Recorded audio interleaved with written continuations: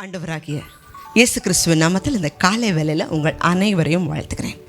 தேவஜனமே, ஒரு வாழ்க்கை இந்த உலகத்தில் நம்ம வாழ்கிறோம். இந்த வாழ்க்கையை வாழும் பொழுது நமக்கு எது பிடிக்குதோ அதை தான் செய்ய ஆசைப்படுவோம். நம்ம சிந்தனையில் என்ன வருது, நம்மளுடைய குணாதிசயம் என்ன, அதன்படி தான் செயல்பட ஆரம்பிப்போம். ஆனால் மனுஷனுக்கு செம்மையாய் தோன்றுகிற வழிகள் உண்டு, அவைகளுடைய முடிவோ மரண வழிகள். மனுஷனுக்கு செம்மையாய் தோன்றுகிற வழியில் நாம் நடக்கக்கூடாதுன்னு தான் தேவன் பரிசுத்த வேதாகமத்தை கொடுத்துருக்கிறார். இதை பார்க்குற தேவ பிள்ளைகள் வசனத்தை வாசிக்கலாம், ஜெபிக்கலாம், ஆண்டவருடைய தேவ செய்திகளை அநேகமாக கேட்கலாம். எதுவாக இருந்தாலும் எல்லா வசனத்துக்கும் கீழ்ப்படியும்படி தான் தேவன் நம்மளை கொடுத்துருக்கிறார். ஆனால் நாம் என்ன செய்கிறோன்னா, சில வசனங்களை மாத்திரம் பிடிச்சுக்கிறோம், அதுக்கு மட்டும் கீழ்ப்படிய மனசு வரும். ஆனால் எல்லா வசனத்துக்கும் கீழ்ப்படுகிறது தான் தேவ பிள்ளைகள். எல்லா வசனத்துக்கும் நம்மளால் கீழ்ப்படிய முடியுதானா? இல்லை. அப்படிப்பட்ட ஒரு வசனம் தான் இது. இந்த வசனத்தின்படி செய்தாதான் நம்ம தேவ பிள்ளைகள். அப்படி இல்லைன்னா தேவ பிள்ளையாக வாழ முடியாதுன்னு வேதாகமும் சொல்லுது. வாசிக்கலாம். அது என்ன வசனம்? மத்தேயு புஸ்தகம் 5வது அதிகாரம் 44வது வசனம் வாசிங்க. நான் உங்களுக்கு சொல்லுகிறேன், உங்கள் சத்துருக்களை சிநேகியுங்கள். உங்கள் சத்துருக்களை நேசிங்க. ஒருவேளை உங்கள் சிந்தனையில் யாராவது சத்துருக்களாக தெரியலாம். இன்றைக்கி அநேக குடும்பங்களில் மாமியார் மருமகளை சத்துருவாக நினைக்கிறத பார்க்குறோம். கூட பிறந்தவங்களாக இருக்கலாம், அல்லது உறவு முறைகளில் யாராவது இருக்கலாம், அல்லது நண்பர்களில் இருக்கலாம், அல்லது ஏதாவது வேலை ஸ்தலங்களில் இருக்கலாம். யாராவது ஒரு மனுஷரை நாம் சத்துருவாக நினைக்கலாம், அல்லது மற்றவர்கள் நம்மளை சத்துருவாக நினைக்கலாம். எப்படியா இருந்தாலும் ஆண்டவர் சொல்கிறாரு, யாரெல்லாம் உங்களுக்கு சத்துருவாக தெரியுறாங்களோ அல்லது மற்றவங்களுக்கு நீங்கள் சத்துருவாக தெரிஞ்சால் அவங்கள நீங்கள் நேசிங்க. உங்களை சபிக்கிறவர்களை ஆசீர்வதியுங்கள். பொதுவாக நம்மகிட்ட யாராவது நல்லா பேசினா நம்ம நல்லா பேசுவோம், கோபமாக பேசினா கோபமாக தான் பேசுவோம், சிரித்து பேசினா சிரித்து பேசுவோம், சிரிக்காமல் பேசினா சிரிக்காமல் பேசுவோம். இது நம்மளுடைய நேச்சுரல் இயல்பு. ஆண்டவர் சொல்கிறாரு, யாராவது ஒருத்தர் சபிச்சா நீ திருப்பி சபிக்காதப்பா, ஆசீர்வாதம் பண்ண. இது எல்லாமே அப்படிதான்.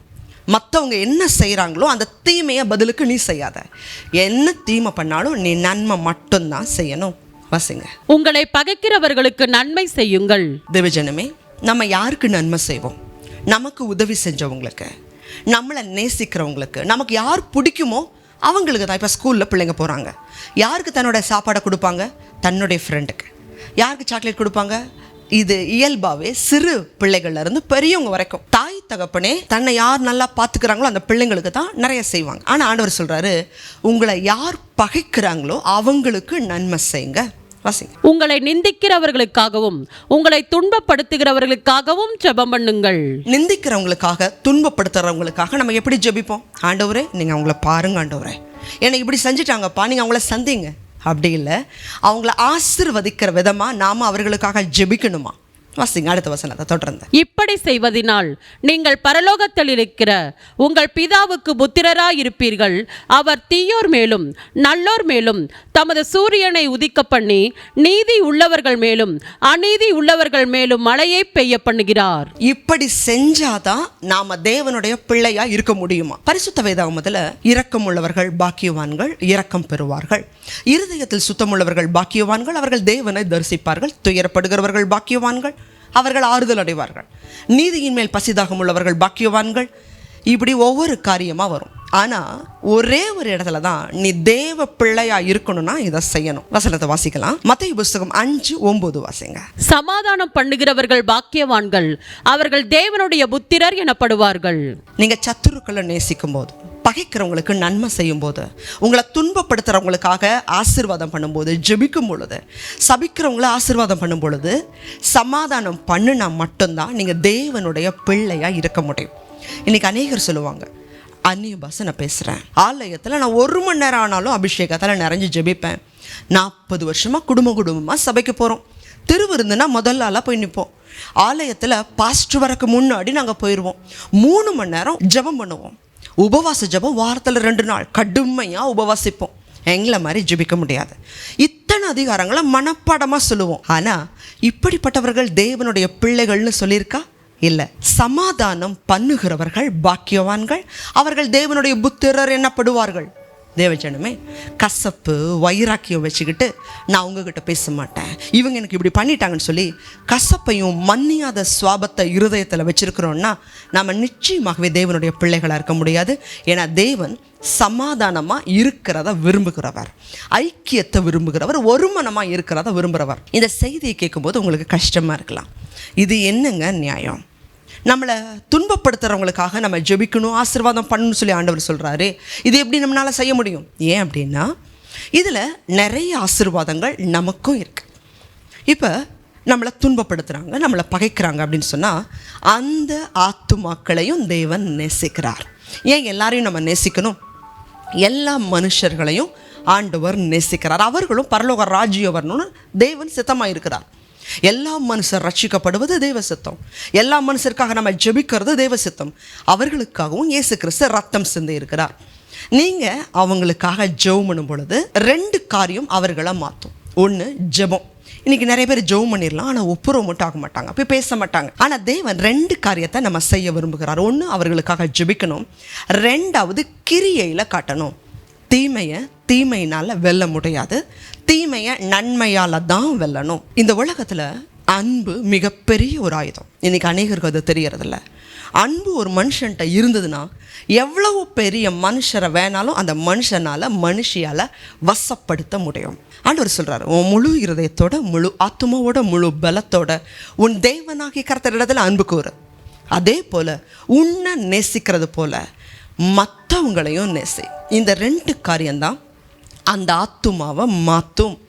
நீங்கள் யாரை எப்படி மன்னிக்கிறீங்களோ அதே போல தான் ஆண்டவர் உங்களுக்கு மன்னிப்பார். பரிசுத்த வேதாகமத்தில் நீங்கள் எந்த அளவினால் அளக்கிறீர்களோ அதே அளவினால் உங்களுக்கும் அளக்கப்படும். நம்ம ஒருத்தரை மனசார மன்னிச்சிட்டோம் அப்படின்னா கர்த்தரும் நம்மளை மனசார மன்னிப்பார். அல்லது வெறும் வாயில் மன்னிச்சுட்டு இருதயத்தில் கசப்பை வச்சுருந்தோன்னா அதே நியாய தீர்ப்பு தான் நமக்கும் கிடைக்கும். அதனால் தயவு செய்து மற்றவர்களை நேசிங்க, அன்பு காட்டுங்க. உங்கள் ஜெபமும் உங்கள் அன்பும் 2 சேர்ந்து தான் அந்த ஆத்துமாவை ரட்சிப்புக்குள்ளே நடத்தும். இம்மையிலும் பரலோக ராஜ்யத்திலும் அதுக்கான கிருபையை அதிகமாக பெறுவீங்க. சில பேர் சில சந்தேகங்களை கேட்குறாங்க. சரி, நீங்கள் நேசிக்க சொல்லி வேதம் சொல்லுது, நாங்கள் நேசிக்கிறோம், ஆனால் வாயின் வார்த்தைகளால் மாத்திரம்ல அவங்க நிறைய எங்கள் குடும்பத்துக்கு இடர்பாடுகளாக இருக்கிறாங்களே, தொந்தரவுகளை ஏற்படுத்துகிறாங்களே, வாகனங்களை உடைக்கிறாங்க, குடும்பத்துக்கு விரோதமான காரியங்களை செய்கிறாங்க, குடும்பத்துக்கு விரோதமான காரியங்களை சொல்லி கல்யாணத்தை நிறுத்துகிறாங்க. இப்படி பெரிய பெரிய குற்றங்களை செய்யும் பொழுது அவங்களோட நாங்கள் இருந்தால் எங்கள் குடும்பத்தில் சமாதானம் இழந்து போகுது, எங்கள் பிள்ளைகளுடைய வாழ்க்கை ஆசீர்வதிக்கப்பட முடியாமல் போகுது. நாங்கள் என்ன செய்கிறது? அந்த குற்றத்தை நாங்கள் அனுபவிச்சுக்கிட்டே இருக்கணுமா? துன்பத்தை அனுபவிச்சுக்கிட்டே இருக்கணுமா?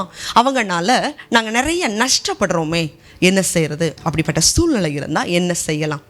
வேதாகமத்தில் வாசிக்கலாம். மத்தேயு புஸ்தகம் 18:15-17 வரைக்கும் வாசிக்கும்போது, ஒரு சகோதரன் உங்களுக்கு விரோதமாக குற்றம் செய்தால் நீ தனியாக இருக்கும் பொழுது அவன்கிட்ட போய் பேச. ஒருவேளை அவன் நீ சொல்கிறத கேட்டால் நீ அந்த ஆத்துமாவை ஆதாயப்படுத்திக்கிட்ட. அப்படி கேட்கலையா, ஒரு 2 பேரை உன் கூட கூட்டிகிட்டு போய் அவனோட செஞ்ச குற்றத்தை உணர்த்து. அப்பா, நீ இந்த குற்றம் செய்கிற, நான் உன்னை நேசிக்கிறேன்ப்பா, இந்த குற்றம் செய்யாத, எதனால் இந்த குற்றம் நீ செய்கிறேன்னு அவனோட ஒப்புரவாக நல்மன பொருந்து. ஒருவேளை அதுக்கும் அவன் செவி கொடுக்கலையா, சபைக்கு தெரியப்படாத. சபையில் போதகர் கூப்பிட்டு, ஊழியக்காரவங்க கூப்பிட்டு, மூப்பர்கள் கூப்பிட்டு பேசட்டும். தம்பி, சத்திய வசனம் இப்படி இருக்குப்பா, ஏன் நீ குற்றம் செய்கிற பேச. அதுக்கும் அவங்க செவி சாய்க்கலையா, உன் சகோதரனாக இருக்கலாம், உன் உறவுக்காரர்களாக இருக்கலாம், அதுக்கும் அவங்க செவி கொடுக்கலையா, உனக்கு அவங்க அஞ்ஞானிகளா, ஆயக்காரனை போல் அஞ்ஞானிகளா, அடுத்தவர்களாக இருப்பாங்க. அதை பற்றி நீ கவலைப்படவன். ஆனால் நீங்கள் அவர்களுக்கு துரோகம் செய்யக்கூடாது, நீங்கள் அவங்கள மன்னிக்காமல் இருக்கக்கூடாது, நீங்கள் அவங்களுக்கு துன்பப்படுத்தக்கூடாது. இப்படி செஞ்சாதான் நம்ம தேவனுடைய பிள்ளைகளாக இருக்க முடியும். தேவஜனம், இதெல்லாம் சாத்தியமானா இப்படிப்பட்டவர்கள் தான் தேவனுடைய பிள்ளைகள். அவர்கள் மட்டும்தான் இம்மையிலையும் மறுமையிலும் அதுக்கான ஆசீர்வாதத்தை பெற முடியும். சரி, இந்த மாதிரி உண்மையாகவே வாழ முடியுமானா ஒவ்வொரு கிறிஸ்தவ ஜீவியத்தில் ஊழியக்காரர்கள் இப்படி பல மன்னிக்க முடியாத நபர்களை மன்னிச்சு தான் தேவ ஆசீர்வாதத்தை பெற்றிருக்காங்க. இன்றைக்கி ஒரு வேளை ஆன்லைனில் ஜாய்ஸ் மேயர்னு சொல்லிட்டு ஒரு ஊழிய சகோதரி நீங்கள் பார்த்துருக்கலாம். இன்றைக்கி அநேகம் லட்சக்கணக்கான பேர் அவங்களோட தேவ செய்தியை பார்க்குறாங்க. ஜாய்ஸ் மேயர்னு சொல்லிட்டு அவங்களுடைய வாழ்க்கை, கடந்த கால வாழ்க்கையில் அவங்க சாட்சியை பதிவு செய்திருக்காங்க. ஒருவேளை நீங்கள் போய் பார்க்கலாம். சாட்சி நீங்கள் பார்த்தீங்க அப்படின்னு சொன்னால், சிறு வயதில் இருந்து அவங்க தகப்பனார்னால அநேகம் சித்திரவதையை அனுபவித்த ஒரு மகள். எந்த ஒரு பெண்ணுக்குமே நடக்கக்கூடாத கொடுமை, சொந்த தகப்பனாலேயே பல முறை பாலியல் பலாத்காரம் செய்யப்பட்டவர்கள்.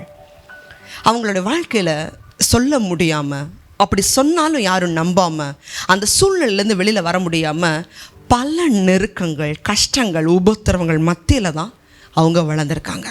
அவங்க வளர்ந்ததுக்கு பிறகு தேவன் அவங்கள ரட்சிப்புக்குள்ளே நடத்தினார். நல்ல கணவனை கொடுத்தார், நல்ல ஊழியத்தை தேவன் கொடுத்தார். ஊழியம் செய்து கொண்டிருக்கும் பொழுது அவங்க தகப்பனார் சரீர பலவீனம், சுகவீனம் அடைஞ்சிருக்கிறார். இப்போ இந்த தகப்பனாரை இவங்க தான் பராமரிக்கணும். ஆனால் இந்த தகப்பனாரை அவங்களால மன்னிக்க முடியல. ஆண்டவரோட சமூகத்தில் ஜெபிக்கும்போது கர்த்தர் அவங்களுக்கு பேசின வார்த்தை, நீ என்னுடைய மகளாக இருந்தா உன் தகப்பனாரை பூரணமாக நீ மன்னி. அப்போ அவங்க நான் சொல்லியிருக்காங்க, என்னால் முடியல ஆண்டவரே. அப்போ ஆண்டவர் சொல்லியிருக்கிறார், மகளே நீ என்னுடைய மகள், உன்னால் முடியும். நான் மன்னிச்சனே, என்னை விரோதித்தவங்களை நான் மன்னிச்சனே, நீ பரலோகம் வரணும்னா நீ மன்னிச்சு தான் ஆகணும். அப்போ தேவ பலனோட தகப்பனாரை மன்னித்து தான் வீட்டுக்கே கணவருடைய அனுமதியோடு கூட்டிகிட்டு வந்து எல்லா கடைசி நாட்கள் அவருக்கு செய்ய வேண்டிய பணிவிடைகளை செய்து பராமரிக்கிற ஊழியத்தை ஜாய்ஸ் மேயர் அவர்கள் தான் செஞ்சுருக்கிறாங்க. அதற்கு பிறகு அவங்களுடைய ஊழியத்தை தேவன் இன்னும் அதிகமாக ஆசீர்வதிச்சு இன்றைக்கி அவங்களுடைய பிரசங்கத்தில் 10 லட்சம் பேர் கூடுகிற அளவுக்கு தேவன் அவங்கள உயர்த்தி வச்சிருக்கிறார். தேவஜனமே, ஆண்டவருடைய வார்த்தைக்கு நாம் கீழ்ப்படியும் பொழுது அதற்கு பிறகு தான் பெரிய ஆசீர்வாதங்களை நம்ம வாழ்க்கையில் பார்க்க முடியும். ஜெபிக்கலாம். அதிகமாக நேசிக்கிறீங்களா அன்புள்ள ஆண்டவரே, எங்கள் வாழ்க்கையில் எங்களை காரணமே இல்லாமல் பகைக்கிறவங்க, எங்களை துன்பப்படுத்துகிறவங்க இருக்கலாம்.